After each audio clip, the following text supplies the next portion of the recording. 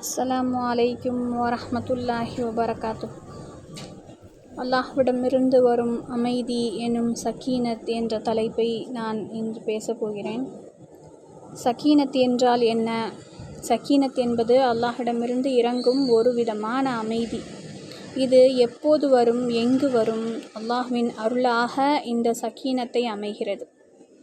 இந்த அமைதி அல்லாஹ் யாரை, எந்த சூழலை, செயலை, எந்த ரூஹை நேசிக்கிறானோ அங்கு அமைதியான நிலையை ஏற்படுத்துகிறான். பெரும்பாலும் இந்த சென்னை மாநகராட்சியிலே இருக்கும் இரைச்சல் நம்ம எல்லாருக்கும் தெரியும். அப்போது நமக்கு மட்டும் இல்லாமல் யாரை கேட்டாலும் நிம்மதி இல்லை, டென்ஷனாக இருக்குது, வாழ்க்கையே வெறுப்பாக இருக்குது. இதை யாரெல்லாம் சொல்கிறான்னு கேட்டால் பெரியவங்க மட்டும் இல்லை, சின்ன பசங்க, எல்கேஜி பசங்க, ஸ்கூலுக்கு போகிற பசங்க, அவங்க எல்லாரும் இந்த வார்த்தையை சரளமாக சொல்கிறதுக்கு ஆரம்பிச்சிட்டாங்க. என்னை நிம்மதியாக விட மாட்டீங்களா அப்படின்ற வார்த்தையெல்லாம். வாழ்க்கையே வெறுப்பாக இருக்குது, எங்கேயாச்சும் போயிடலாம்னு தோணுது அப்படின்னும் நம்ம மைண்டு சொல்லுது. ஆனால் நேற்று வரைக்கும், அதுக்கு முந்தின நாள் வரைக்கும் நாம் ஹாப்பியாக தான் இருந்திருப்போம் ஏதாவது ஒரு விஷயத்தில். ஏன்னா அல்லாஹ் சொல்கிறான், யாருக்கும் தாங்கி கொள்ள முடியாத சோதனைகளை நான் கொடுக்கறதில்ல அப்படின்னு சொல்லி. ஒரு குறிப்பிட்ட கேப்பில் ஒரு குழப்பம் ஒன்று வந்துடும். அது வந்ததும் நம்ம எப்படியெல்லாம் பேச தொடங்குகிறோம். இது மனிதனாக பிறந்த எல்லாத்துக்கும் நடக்கும். உங்களுக்கும் எனக்கோ எல்லாருக்குமே நடக்கும். ஏன்னா நமக்கு எதிரின்னு ஒருத்தன் இருக்கான். அந்த ஷைத்தான் நமக்கு மறைந்து நின்று ஊசலாட்டங்களை ஏற்படுத்துவான். அவனோட வேலையை அவன் சரியாக செய்கிறான். ஆனால் நமக்கு இறக்கிய பெரும் அருட்கொடையான இந்த திருக்குரானை கையில் எடுக்காமல் பொத்தாம்பொதுவாக குறை சொல்லியும் புலம்பியும் காலத்தை வீணடிக்கிறோம். நம்ம தெளிவாயிட்டா தான் ஜெயிச்சிருவோமே, சொர்க்கத்துக்கு போயிடுவோமே. அதை நடக்க விடாமல் எரிச்சலான மனப்போக்கை நமக்கு ஷைத்தான் ஏற்படுத்துவான். இதிலிருந்து அல்லாஹ் பாதுகாப்பு கேட்டு அல்லாஹ்ட்ட இருந்து நம்ம மீண்டு வந்துடணும். இதை பற்றி லாஸ்ட்டு கிளாஸில் தான் நம்ம நிறைய பார்த்தோம். அல்லாஹ் ஆதம் நபிக்கு போட்ட முதல் ஆர்டர் என்ன, முதல் கட்டளை என்ன? என்னிடமிருந்து உங்களுக்கு நேர் வழி வரும்னு சொல்கிறான். ஆதம் நபிக்கு மட்டும் இல்லை, அவங்களுடைய பிள்ளைங்களான நமக்கும் அல்லாஹ் நேர் வழியை காட்டுறான். ஏன்னு சொன்னால், நம்மளையும் இந்த அனைத்து படைப்பையும் படைத்தவன் யார்? அல்லாஹ் ஒருத்தன் தான். The one and only super power. அனைத்தையும் படைத்து வளர்த்து பரிபக்குவப்படுத்தும் ஒரே இறைவன் அல்லாஹ். அந்த ரப்புல் ஆலமீனுக்கு தெரியும் நாம் எங்கே ஸ்ட்ராங்காக இருப்போம், எங்கே வீக்காக இருப்போம்னு. ஏன்னா அவன் அவன் கொடுத்த அந்த மெக்கானிசமுக்கு என்ன பவர் இருக்கும்னு அவனுக்கு தெரியும். நம்ம பார்வைக்கும் நம்ம புலனுக்கும் என்ன சக்தி கொடுத்துருக்கான்னு படைத்தவன் ஒருவனுக்கு மட்டும்தான் தெரியும். அல்லாஹ் நம்ம மேலே பாசத்தோடு இறக்கிய சூறா இது. பாசத்தோடு இறக்கிய சூறா அல் ஃபாத்திஹா. ஏன் இங்கே நான் பாசத்தோடு இறக்கிய சூறா அப்படின்னு சொன்னால், அதாவது அல்லாஹ் என்னை எப்படி வணங்கணுமோ அப்படி வணங்குங்க, எப்படி என்னை புகழணுமோ அப்படி புகழுங்கன்னு சொல்லி அல்லாவே வார்த்தைகளை சொல்லி கொடுத்து நம்மளை பிரார்த்திக்க வச்சு அவன் சந்தோஷப்படுறான், நம்மளையும் நேர்வழிப்படுத்துகிறான். இது எவ்வளோ பெரிய கிருபை! இது யாரால் முடியும்? படைத்த ரப்புல் ஆலமீனால் மட்டும்தான் முடியும். அவன் அவ்வளோ பெரிய கிருபையாளனாக இருந்தால் மட்டும்தான் முடியும். அவுது பில்லாஹி மினஷ் ஷைத்தானிர் ரஜீம். பிஸ்மில்லாஹிர் ரஹ்மானிர் ரஹீம். அகிலங்களின் இறைவனாகிய அல்லாஹுக்கே எல்லா புகழும். அவன் அளவிலா அருளாளன், நிகரில்லா அன்பாளன். அவனே தீர்ப்பு நாளின் அரசன். உன்னையே நாங்கள் வணங்குகிறோம், உன்னிடமே நாங்கள் உதவியும் தேடுகிறோம். எங்களை நேர்வழியில் நடத்துவாயாக. அது நீ யாருக்கு அருள் புரிந்தாயோ அவர்களின் வழி. அவர்கள் உன்னால் கோபிக்கப்பட்டவர்கள் அல்ல, வழி தவறியோர் வழியும் அல்ல. இதெல்லாம் நம்மளால் யோசிக்க முடியுமா? முதல்ல எல்லா விஷயங்கள்லையும் நம்மளுக்கு அறிவு கொடுக்கப்பட்டிருக்கா? நம்ம தெரிஞ்சுக்கிட்டோமா? ஆனால் அல்லாஹ் எல்லாத்தையும் நீ சொல்லி கொடுக்குறான். வார்த்தைக்கு வார்த்தை அல்லாஹ் இப்படி கேளுன்னு சொல்லி கொடுக்குறான். நான் ஒன்று அதுலேருந்து பாதுகாத்துடுறேன் அப்படின்னு சொல்லி. அல்லாஹ் உங்களை நேர்வழிப்படுத்துகிறேன் அப்படின்னு சொல்கிறான். எதன் மூலயமா? தொழுகை மூலயமா, இந்த குரான் மூலயமா அல்லாஹ் நமக்கு வழிகாட்டுறான். அந்த தொழுகையை நம்ம எப்படி வச்சுருக்கோம்? கடமைக்காக வச்சுருக்கோம். ஃபர்லு தொழுகிறதே பெரிய நல்லடியார் ரேஞ்சுக்கு யோசிக்கிறோம்.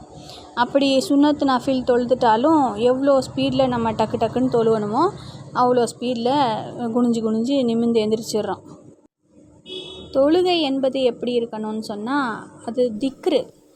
தொழுகையில் நாம் அல்லாஹ் கிட்ட பேசுகிறோம், அல்லாஹ் குரான் மூலயமா நம்மக்கிட்ட பேசுகிறான். அப்போ அல்லாஹ் கிட்ட பேசும்போது நம்ம எந்த அளவுக்கு ஒரு பயபக்தியோடு தொழுகணுமோ அந்த மாதிரி பயபக்தியோடு தொழுகணும். இதை ஏன் திக்ருன்னு சொல்கிறான்? நம்ம தொழுகையில் தான் அல்லாஹ்வை குரானை படிக்கையில் எப்படி ஒரு வார்த்தைக்கும் என்ன அர்த்தம் இருக்குது, அல்லாஹ் இந்த வார்த்தையில் என்ன சொல்கிறான், இந்த வசனத்தில் என்ன சொல்கிறான்னு நம்ம கவனித்து பொறுத்து நம்ம வாழ்க்கையோடு அதை பொறுத்து பார்க்குறோமோ, அந்த மாதிரி தொழுகையில் நம்ம தொழுகும் போதும் அந்த தொழுகையில் ஊடுருவி நம்ம தொழுகணும். அல்லாஹ்வை நினைக்கும் போது திக்ரு, அந்த திக்ரை செய்யும் போது அந்த திக்ருக்கு, தொழுகைங்கிற திக்ருக்கு செயல் உண்டு. செயலோடு செய்கிற திக்ரு தான் இந்த தொழுகை. நம்ம எப்படி தொழுகிறோன்னா, தக்பீர் கெட்டியதுமே கண்ணு ரெண்டும் மேலே சொருகிடுது. அது நம்ம நினச்சிக்கிறோம், அது ஈமானில் திளைக்கிறதா நம்ம நினச்சிக்கிறோம். ஆனால் அப்படி பார்த்தா கடைசியில் ஸ்ட்ரெயிட்டாக ஷைத்தானுடைய வஸ்வஸால் தான் நம்ம நிலச்சிருக்கோம். என்ன ஓதுனோம், எங்கே சஜ்தா செஞ்சோம், எத்தனை சஜ்தா செய்கிறோம், எத்தனை ரக்காத் தொழுதுருக்கோன்னு ஒன்றுமே புரியாமல் குழம்பி போய் உட்காந்துருப்போம். இப்போ சலாம் கொடுக்கலாமா வேணாமா அப்படின்ற ஒரு தாட்டெல்லாம் நம்மளுக்கு வந்துடும். நம்ம தொழுகையில் எப்படி இருக்கணும்னா, விழிப்புணர்வோடு தொழுகணும். அப்போது தான் நம்ம தொழுகைக்கு நமக்கு ஒரு மனநிறைவு கிடைக்கும். மனநிறைவு இல்லாத தொழுகையை நம்மளுக்கே நம்ம தொழுக கபுல் ஆகுமா, அல்லாஹ் ஏற்றுக்குவானா அப்படின்ற ஒரு சந்தேகத்தின் பேரில் நம்ம அதை தொழுக முடித்ததுக்கப்புறம் இருக்கும். அப்போ தொழுகும் போது எப்படி சக்கீனத் வரும்? மனக்குழப்பங்களும் பிரச்சனைகளும் அதிகமாக இருக்கும்போது 2 ரக்காத் தொழுது அல்லாட்ட பொறுப்பை ஒப்படைச்சிட்டு வந்ததுக்கப்புறம் நம்மளோட மனநிலைமை எப்படி இருக்கும்? அப்படியே தெம்பாக பிரிஸ்காக நிற்போம். ஏன்னா நமக்கு தெரியும், நான் நல்லா தொழுதுருக்கேன், ஏன்னா என்னுடைய கவலையெல்லாம் அல்லாட்ட கொட்டிட்டு வந்திருக்கேன் அப்படின்னு சொல்லி நம்ம அந்த டைமில் கரெக்டாக தொழுவோம். அப்புறம் குரான் ஓதும் போதும் அது அழகிய ராகத்தோடு ஓதணும். அழகிய ராகத்தோடு நிறுத்தி நிதானமாக கேட்குறதுக்கு இனிமையாக ஓதும் போது அந்த இடத்துல சக்கீனத் இறங்குது, அல்லாஹ் இடத்துலேருந்து அமைதி இறங்குது. அந்த சக்கீனத்து இல்லாதவங்க தான் இன்றைக்கி சொல்லவே வேணாம், நாடு இருக்கிற நிலைமைக்கு அல்லாஹ் அக்பர் நினச்சாலே பயமாக இருக்குது ரொம்ப. யார் எப்போ எந்த மனநிலையில் இருக்காங்க, யார்கிட்ட எப்படி பேசுகிறதுன்னு தெரியவே மாட்டேங்குது. இவ்வளோ சம்பளம் வாங்குறேன்னு சொல்கிறாங்க, இந்த ஸ்டேட்டஸில் நான் இருக்கேன்னு சொல்கிறாங்க, நான் இவ்வளோ சாதிச்சிருக்கேன்னு சொல்கிறாங்க. லட்சாதிபதியெலாம் கோடீஸ்வரங்கள்லாம் இன்றைக்கி தற்கொலை பண்ணிக்கிட்டு செத்து போகிறாங்க, பச்சை குழந்தைய கொல்றாங்க. இதுக்கெல்லாம் காரணம் என்னன்னு நினைக்கிறீங்க? இந்த சக்கீனத் இல்லாத நிலமை தான், இந்த அமைதியான மனநிலை இல்லாதனால தான். ஏன்னா அவங்க சம்பாதிக்கிறாங்க, அவங்க பொருளாதாரத்தை ஈட்டுறதோடு இல்லாமல் அந்த நேரத்தை எப்படி பொழுதுபோக்காக்கி நேரத்தை கழிக்கலாம் அப்படின்னு தான் பார்க்குறாங்க. அவங்களுடைய சந்தோஷத்தை வெறுமனே ஹோட்டல்லையும் ரெஸ்டாரண்ட்லேயும் இந்த மாதிரியான கடை வீதிகள்லையும் மாலு ஷாப்பிங்கு இப்படி தான் அவங்கெல்லாம் அந்த சினிமா இந்த மாதிரி போய் தான் அவங்க அவங்களுடைய கவலைகளை ஸ்ட்ரெஸ்ஸில் குறைச்சிக்கணுன்னு ட்ரை பண்ணுறாங்க. ஆனால் அது நிலையானதாக இல்லை. அது வெளியே இருக்கும்போது கொஞ்ச நேரம் நல்லாயிருக்கும், திருப்பி வீட்டுக்குள்ளே போய் கொஞ்ச நேரம் கழித்து அந்த டென்ஷனும் அந்த டிப்ரெஷன்லேயும் அவங்க ஆட்டோமேட்டிக்காக போயிடுவாங்க. இங்கே 1000 ரூபா சம்பாதிக்கிறவங்களும் குறை தான் சொல்லுவாங்க.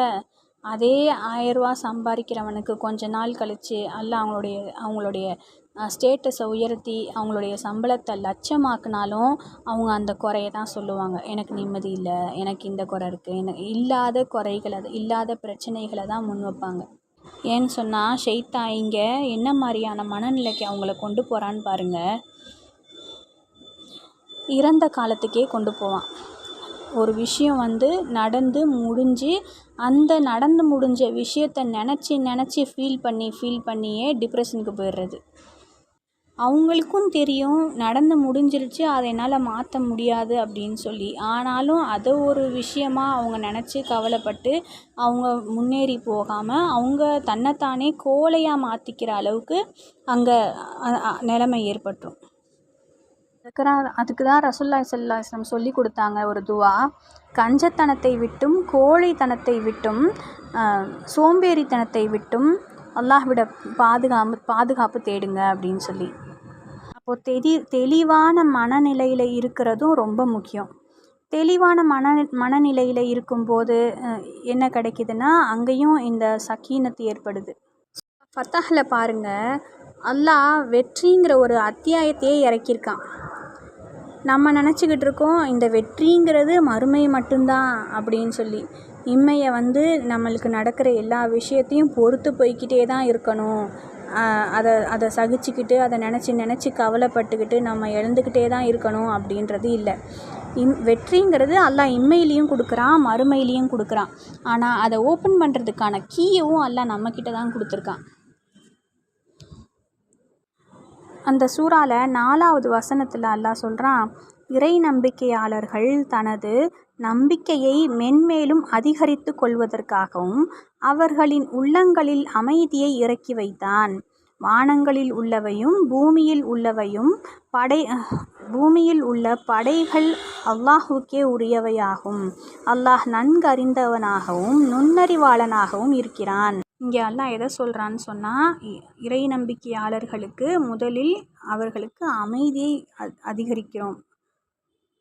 அதாவது இறை நம்பிக்கையாளர்கள் மேன்மேலும் நம்பிக்கையை அதிகரித்து கொள்வதற்காகவும் அவர்களின் உள்ளங்களில் அமைதியை இறக்கி வைத்தோம். அப்போ நம்பிக்கை நம்மளுக்கு வரணும்னு சொன்னால் முதல்ல நம்ம மனசில் என்ன வரணும்னா அமைதி வரணும். அந்த அமைதியை நம்ம மனசை அமைதிப்படுத்த கற்றுக்கணும். அதுக்கு இந்த திக்ரு அதிகமாக நம்மளுக்கு ஹெல்ப் பண்ணும். எனவே அமைதியான மனநிலையே வெற்றியை பெற்றுத்தரும். இம்மையிலும் மறுமையிலும் நம்பிக்கையாளர்களுக்கு வெற்றி நிச்சயம். இறுதியில் நம்ம ரூஹ் எப்படி எடுக்கப்படுமோ அந்த நேரத்தில் அல்லாஹ்வின் நினைவால் அமைதி கொண்ட ஆத்மாவே என்று தான் அழைக்கப்படுவோம். அதுக்கு தகுதியான நன்மக்களாக அல்லாஹ் நம்மளை ஆக்கணும் இன்ஷா அல்லாஹ். ஸோ இதுதானே உண்மையான சாதனை. அல்லாஹ் நம்மை வெற்றி பெற்ற அடியார்களாக கிருபை செய்ய வல்ல ரஹ்மான் அருள் செய்ய வேண்டும் என்று நான் என்னுடைய உரையை முடிவு செய்கிறேன். அஸ்ஸலாமு அலைக்கும் வரஹ்மத்துல்லாஹி வபரகாத்துஹு.